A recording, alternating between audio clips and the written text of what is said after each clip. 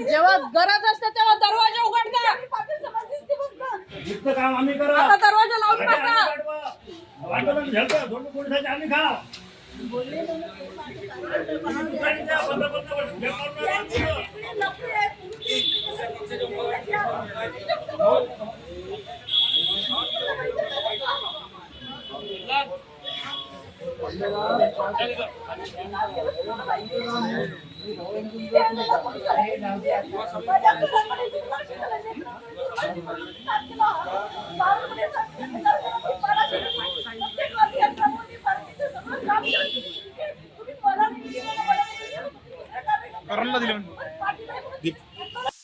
मी 2018 पासून भाजपमध्ये एकदम ऍक्टिव्ह म्हणून काम करते आहे. मोर्चे असो किंवा आंदोलन असो, काही पक्षाचं काम असो, मी प्रामाणिकपणे काम केलेलं आहे.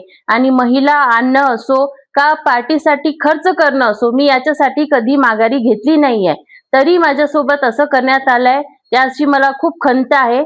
आणि एक प्रामाणिक कार्यकर्त्याला, एक निवडून येणाऱ्या व्यक्तीला तिकीट देण्यात नाही आली, सस्पेन्स मध्ये ठेवण्यात आलं, याचं फार दुःख झालेलं आहे. पार्टी ही कार्यकर्त्याची, भारतीय जनता पार्टी कार्यकर्त्याची पार्टी आहे असं म्हणतात, पण कार्यकर्त्यांना इथे न्याय मिळत नाहीये.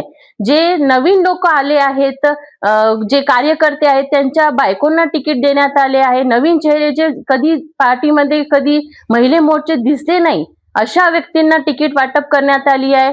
जात पाहून तिकीट देण्यात आली आहे. आमच्यासारख्या लोकांनी काय करणार आहे? पैसे घेऊन तिकीट वाटप करण्यात आली आहे. म्हणजे आमच्यासारखे लोक काय करणार, कुठे जाणार? आम्ही प्रभागाच्या प्रत्येक घरामध्ये, विधानसभा असो, लोकसभा असो, एक एक घरात जाऊन आम्ही प्रचार केलेला आहे. बूथचे कामे आम्ही रात्रभर जागून कामं केलेले आहे. तरी आमच्यासोबत असा अन्याय झालेला आहे. तर यासाठी तर मला खूप दुःख आहे. हो, मी लढणारच आहे. आणि मला विश्वास आहे की माझी जी काम मी केलेली आहे, ज्या जनतेसोबत मी जुळलेली आहे, ते जनता माझ्यासोबत राहील.